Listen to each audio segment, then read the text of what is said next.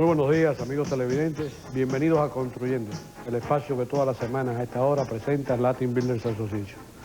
Nuestros invitados de esta mañana son dos jóvenes, me pueden dar las gracias por los jóvenes.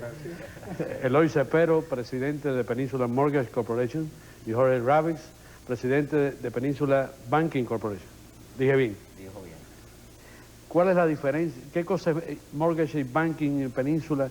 ¿Lo de ustedes no es una compañía de hipotecas? Sí, lo que pasa es que, antes de nada, déjame darte las gracias por traernos a tu programa. Originalmente empezamos como una compañía de hipoteca, pero de mortgage brokers. Hasta que Jorge, hace 5 años atrás, se incorporó con nosotros, se asoció con nosotros y este año, por primera vez, fundamos con la incluyendo DEVEN, que es Desarrollos Venezolanos, y Peninsula Mortgage, hicimos una sola compañía que se llama Peninsula Mortgage Bankers Corporation, que es The Banking Operation. Un cubano y un venezolano en sociedad. Sí, señor. Jorge, ¿tú le recomiendas eso al resto de los venezolanos? Interpreta mi silencio. ¿Cómo se separan ustedes su trabajo? Bueno, muy simple. Nosotros tenemos la oportunidad de que nuestras esposas trabajen con nosotros. Eso es lo que nos ha hecho. Hasta cierto punto muchas personas no pueden trabajar con la esposa, pero nosotros sí. Jorge está a cargo de lo que es la división comercial y el mercado secundario. La venta de las hipotecas en el mercado secundario. La esposa lleva el departamento de servicing o servicio, el cobro de las hipotecas. Mi esposa Lina lleva el departamento de cierre y yo llevo el departamento de ventas. Jorge, ¿tú tenías experiencia allá en Venezuela en lo que es hipotecas y eso? Sí, yo soy ingeniero civil y en Venezuela ingeniero civil es la persona que se encarga de construir los proyectos, de obtener financiamiento, de obtener inclusive para los clientes la tierra, hacer el proyecto, conseguir el permiso, conseguir el financiamiento, construirlo, venderlo o alquilarlo. Básicamente el ingeniero civil en Venezuela es muy diferente al ingeniero acá, ¿no? Y eso, claro, me ha dado mucha experiencia en todas las diferentes facetas que lleva a ser una persona involucrada en estos menesteres. Y me ha llevado a buscar dinero para mis clientes o para mí o para poder hacer los proyectos. Y eso me ha ayudado mucho en hacerlo, porque buscar dinero aquí en Venezuela, en Rusia, en China es básicamente lo mismo. Claro. Hay que buscar dinero, hay que saber cómo buscar el dinero. ¿Cómo es que funcionan ustedes? Ahora le aplican una hipoteca vamos a decir, una hipoteca comercial de $4 millones. ¿Ustedes salen a buscar el financiamiento para ese cliente? ¿O? Bueno, lo primero que hace Jorge, se sienta con el cliente, examina si se puede hacer el préstamo o no. Y entonces, si él determina que se puede hacer, entonces empezamos a procesar el préstamo y mientras tanto Jorge va buscando la persona o inversionista que esté dispuesto a comprarnos esa hipoteca a nosotros. O sea, si ustedes sirven como un intermediario. En ese tipo de préstamos comercial nosotros servimos como intermediario. Nosotros tenemos, en la parte comercial, somos corresponsales de 22 instituciones, no solamente en el estado de la Florida, sino fuera del estado de la Florida también. Y claro, eso nos da muchas facilidades de buscar diferentes maneras de poder lograr diferentes financiamientos para diferentes productos, ¿no? Y cuando se trata de una casita, por ejemplo... Entonces nosotros mismos lo fondeamos. Nosotros cogemos la aplicación, se procesa y nosotros mismos lo fondeamos. Okay. Entonces esa hipoteca se vende en el mercado secundario después y Peninsula Mortgage Bankers hace el servicing de la hipoteca y el cliente nos paga a nosotros. Esa es la diferencia de lo que hacíamos antes y lo que hacemos ahora. Antes cogíamos esa hipoteca y se lo vendíamos a un banco y ellos ya no la veían más. Ya no la veían. Ahora nosotros fondeamos la hipoteca, la vendemos en el mercado secundario y nos quedamos nosotros con el service. Lidiamos, esa es la diferencia de antes y ahora. O sea, la gente nos hace el pago a nosotros, la gente no se ve en contacto con otra tercera persona. Hay mucha gente que dice, bueno, ¿por qué si nosotros vinimos a donde ustedes tenemos que hacer el pago a X institución? Claro. A ellos ahora ya directamente se sienten más en confianza, nos hacen el pago a nosotros, tanto de los taxes como los seguros, el principal y el interés, y nosotros mantenemos ese préstamo, tanto para nuestros inversionistas como para el mercado secundario que nos compra el préstamo. O sea, si ustedes funcionan como una KISLAC, como Southeast Mortgage. Y eso es lo que yo te quería hacer la referencia. La compañía de nosotros originalmente arrancó en el año 80 y empezamos, si tú te acuerdas, Lina y yo, y yo hasta el año 84. Bueno, empezó Alina y después me sumé yo, exactamente, así fue. Después se sumó Jorge en el 84 y entonces ya yo buscaba la persona porque queríamos ser una institución grande, una full banking institution, y entonces ya después de 4 años de trabajar con Jorge nos dimos cuenta a donde queríamos ir y que nos llevábamos bien y podíamos irnos a otros menesteres más grandes, y de ahí sale esta nueva compañía que es Peninsula Mortgage Bankers. No hay muchas empresas latinas de hipoteca que pueden brindar los servicios que brindan ustedes, Yo creo ¿verdad? que hay una sola, ¿no? Una sola, tal vez dos. Quizás dos. Probablemente hay una, pero no es full banking. Hay una sola, que te podemos decir el nombre, es Equity Mortgage Corporation, que es miembro de Latin Builder también. Sí, cómo no. Y entonces nosotros vamos a hacer la segunda. La única diferencia con nosotros es que nosotros vamos a estar haciendo el servicing de la hipoteca, que yo creo que ya en este momento no lo están haciendo. Los intereses en este momento, ¿cómo se encuentran? ¿Cómo prevén ustedes los intereses? Ahí tienes el mercado. Esa es una pregunta que siempre me gusta hacer y sé que Ahí tienes el mercado que es un... Bueno, los intereses se han mantenido estables por un buen tiempo. Han estado subiendo y empezaron a bajar un poco y se han mantenido estables. Diferencia un cuarto de punto, alrededor de 10%. 10%, 9,5, 9,7 octavos, depende también del discount o de los puntos que tú pagues para obtener el interés que tú quieras. ¿Qué va a ser el interés en el futuro? Difícil de prever. Hay ciertos rumores o ciertas indicaciones en el mercado secundario de que debido a que el dólar está muy fuerte, a pesar de que los alemanes, aparentemente los japoneses, están subiendo los intereses para hacer que sus monedas sean fuertes y por lo tanto debilitar el dólar todavía se mantiene, para los economistas, excesivamente fuerte, para mantener una economía global en equilibrio. Entonces se espera que el señor Greenspan tome una decisión de bajar un poco los intereses para debilitar el dólar. Y esperemos que eso pase en un... Vamos a seguir hablando del dólar y de la debilidad. Estamos hablando con Eloy Cepero y Jorge Ravix. Eloy, ¿pueden ustedes financiar un reparto de 30, 40, 50 unidades? Bueno, ya los hemos hecho en el pasado. Tratamos de que se hagan por stages, y yo creo que esa pregunta mejor te la puede contestar Jorge, que Jorge está a cargo del departamento comercial de construcción. Así que Jorge... Sí, es mucho más fácil tanto para el inversionista o el developer como para nosotros poder dominar las subidas y las bajadas, los ciclos de la economía en un proyecto grande, hacerlo por etapas. Tal vez ustedes pueden pensar que un proyecto de 30, 40, 60 unidades no es un proyecto grande, pero la absorción hoy en día que hay en el mercado local de la Florida o de Dade County, se habla de 2 a 3 unidades por mes, por semana. Ajá. O sea que si tú estás haciendo un proyecto de 60, te puede llevar 20 semanas, estás hablando de 6 meses, 8 meses, de tratar de venderlo completamente. Y en la economía que vivimos, 6 meses, 8 meses es un futuro mediano, ya no es un futuro cercano. Sí, claro. Entonces eso nos da más facilidades porque el enemigo número 1 del desarrollista son los intereses. Yo diría que el costo de la tierra y número 2 son los intereses. Uno puede tener un proyecto muy bueno si ha comprado la tierra cara o mal localizada, y si se tarda en el proceso de la venta, los intereses básicamente te pueden matar el proyecto. Estás hablando de si tienes un construction loan de 6 millones de dólares, por ejemplo, y la diferencia entre un mes y otro, estás hablando de 60 mil dólares, Seguro. ¿no? Más o menos. La manera con que nosotros trabajamos, mientras Jorge va estudiando para hacer el construction loan, yo voy aprobando el proyecto por el FHA, si es por el FHA, y si es un proyecto de condominio, entonces vamos haciendo la aprobación de Freddie Mac. ¿Qué quiere decir? Que ya cuando Jorge da el construction loan y se termina el construction, entonces yo me encargo de todas las ventas, de todo el financiamiento del permanente de cada una de esas unidades. Después yo me encargo de venderlo en el mercado Y después se secundario. encarga de venderlo en el mercado secundario. Esa es la diferencia entre broker y banker. Y la mujer debe cobrar que nos paguen todos los meses. O sea, se tienen el círculo completo. Completa. Completamente. Que eso es lo que nos diferencia a nosotros, era donde queríamos llegar. ¿Cuál es la diferencia entre comprar FHA y comprar convencional. El down payment. Tú por el FHA necesitas con un 2% de down payment es suficiente. En total, si tú compras por el FHA con un 10% del precio de compra, tú haces todo el cierre completo, incluyendo el down payment, los gastos de cierre y el escrow. Si vas convencional, tienes que poner por lo menos el 10% de down payment, más un 8% de entre escrow, gastos de cierre y eso, que te suban.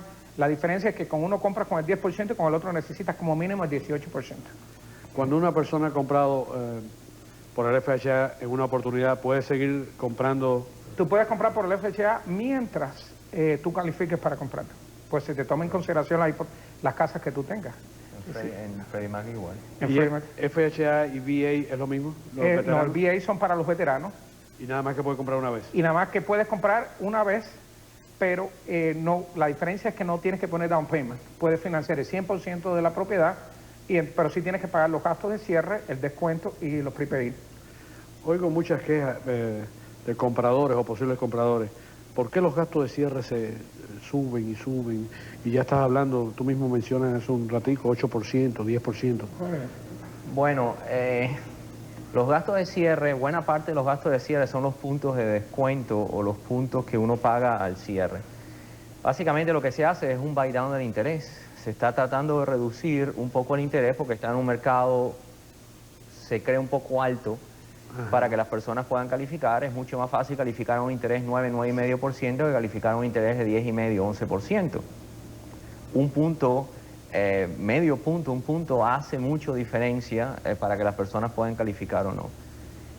También el mercado secundario exige casi en la totalidad de los préstamos en que abre un escrow account para tener la seguridad que los taxes y los seguros sean pagados, que la casa esté asegurada tanto por catástrofe o por inundación y que los taxes uno esté al día, la persona esté al día con los taxes en el condado y en el condado.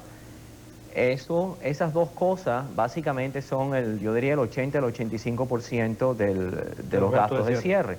Después hay, claro, las estampillas, los documentos, registrar los documentos, los gastos de abogado, la tasación o el appraisal, seguro de título, chequear que el techo y no hayan comején, pero eso ya es un porcentaje, yo diría, un poco menor. La mayor es los puntos de descuento para mantener ese interés vendible y los escrows. Esas son las dos cosas. ¿Qué es un seguro de título? El seguro de título es un seguro que te sacan o te exige el lender, en este caso Peninsula Mortgage Bank, que te exige para proteger de cualquier claim que pudiera ocurrir sobre esa propiedad, que no haya sido obtenida fraudulentamente o que por un error que se cometió en una transacción el día de mañana. En días pasados ven una persona y dice, yo tengo derecho a esa propiedad porque se transfirió fraudulentamente o equivocadamente, entonces el seguro te paga cualquiera pérdida. Eso es lo que hacen las compañías de título. La compañía de título te garantiza a ti que esa propiedad está limpia. Exactamente. Ellos te cobran por el título, pero te hacen el cierre gratis. Ellos estudian a través de sus computadoras y sus sistemas la propiedad desde hace 30, 40, 50 años atrás y garantizan tanto a nosotros que somos los prestamistas y a los clientes que compran, si ellos lo quieren, que se los recomiendo que lo compren también, que cualquier reclamo va a ser pagado por esa compañía de título y su propiedad siempre va a estar protegida. Una cosa, agregando lo que Jorge se relacionaba a los gastos, los que le llaman out of pocket o gastos, es la cantidad de personas que se envuelven en hacer una hipoteca. Tienes el tasador que abre, el rufero que viene, el de los termites, el abogado, el title company, el insurance company, el surveyor, una serie de personas que participan, que son especialistas, que trabajan con nosotros, que hay que pagarles. So, therefore, ese gasto es un gasto que la gente, nosotros decimos, mira, esto no es para nosotros, es una serie de gente que trabajan con nosotros en realizar ese préstamo. No, y es un gasto necesario que te da seguridad. Para todo. Todo es para garantizar, básicamente todo es para garantizar la hipoteca y la nota. Básicamente todo se hace al cliente que te compró una propiedad. Para que se garantice pues que todo se está haciendo de acuerdo a... Ustedes que están tan cerca del mercado, no solamente de viviendas, sino también de centros comerciales y de oficinas, ¿hay todavía una super o una over construcción en lo que es edificios de oficinas en el condado de Dade? Yo creo que sí. Si usted ha leído el Business Monday de hace una semana atrás o 2 semanas atrás, y se vio el porcentaje de desocupación que hay en las diferentes áreas de la ciudad en edificios de oficina, es alta. Estábamos hablando de, yo creo que el más bajo está alrededor de un 16%, y hay edificios que tienen un 40, un 50%, 40 y 50% de desocupación. Ejemplo, Coral Gables, este año que pasó se hicieron más de 1 millón de pies cuadrados en nuevas construcciones en la ciudad de Coral Gables para oficinas. Quiere decir que la absorption rate ahí tiene que ser mínimo porque no hay tantas compañías viniendo a llenar eso. Vamos a ir a unos comerciales y volvemos con nuestro entrevistado de esta mañana.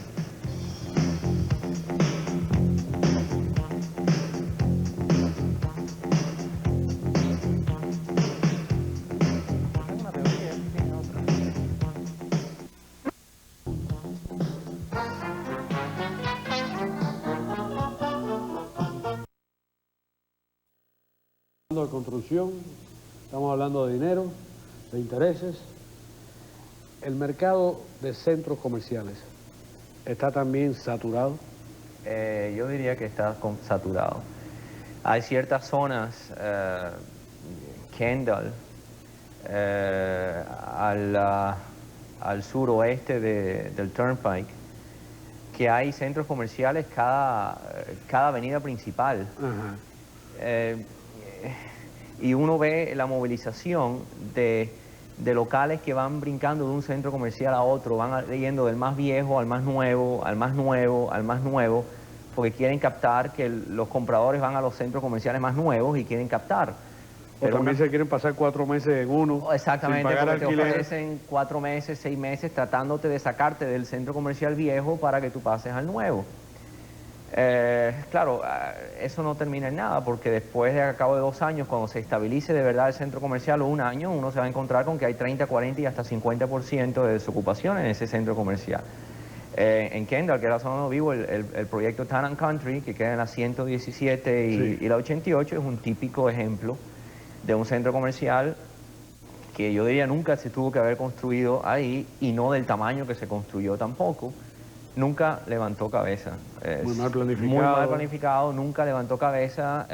Siempre hubo entradas y salidas, casi al comienzo del 5º o 6º mes, entradas y salidas de locales. Uno a veces iba a un local tratando de buscar algo y se encontraba con que ya no existía. Y uno iba a buscar ese local, veía en el Neighbors la propaganda de ese mismo local o de alguno de esos locales en otro centro comercial un poquito más al suroeste. Prácticamente uno se están engañando a nosotros, básicamente. Nosotros tuvimos un caso en Hialeah en particular que financiamos con 100% de completion de alquiler. A los 2 años se había mudado, todo el mundo se había mudado, habían cerrado sus negocios y terminaron que el cliente entregó la propiedad al banco. ¿Qué pasa en ese caso? El banco se queda con la propiedad y lo pone a venta. Con las pérdidas, por supuesto. Con las pérdidas. Depende del tiempo que le lleva al banco vender esa propiedad. Sí. Porque volvemos al factor interés otra vez. Interés es el valor que tiene el dinero. Un carro tiene X valor, un edificio tiene X valor, el dinero tiene como valor él mismo, que es su interés. ¿Cuánto puedo ganar yo al invertir ese dinero para recoger otra vez ese dinero, para poder otra vez invertir ese dinero? Y su valor es el interés, y si el banco no tiene esa facilidad de invertir ese dinero X tantas veces para poder ganar el interés, pierde el valor de su dinero que ha invertido.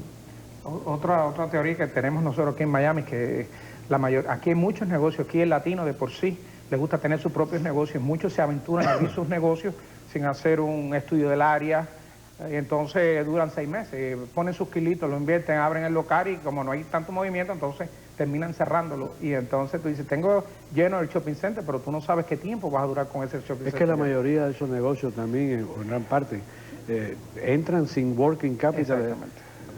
En absoluto. Ese es uno de los problemas más grandes que tiene Miami, ya lo han dicho los economistas, que el negocio del latino de por sí entra sin working capital porque no tienen el capital y porque son aventureros de por sí. Yo estaba oyendo de un restaurante que no voy a mencionar el nombre, que se invirtieron $120,000 en todo lo que eran mesas y cubiertos. Y entonces cuando abrieron, el día que abrieron, tenían $1,200 de working capital. ¿Te imaginas? ¿Tú te imaginas? Tú no puedes funcionar Es así. preferido que hubieran arrancado con las mesas más baratas y más malas y se hubieran quedado con el dinero. Sí. Y además en un negocio de restaurante que es yo diría, el más arriesgoso, el más peligroso y el que tiene 90 y tanto % de porcentaje de quiebra en lo que al negocio se respecta. Es la mirada hacia el futuro de ustedes. Ya hablaron de oficinas, que hay mucho espacio de oficinas, centros comerciales, que no está muy bien la cosa.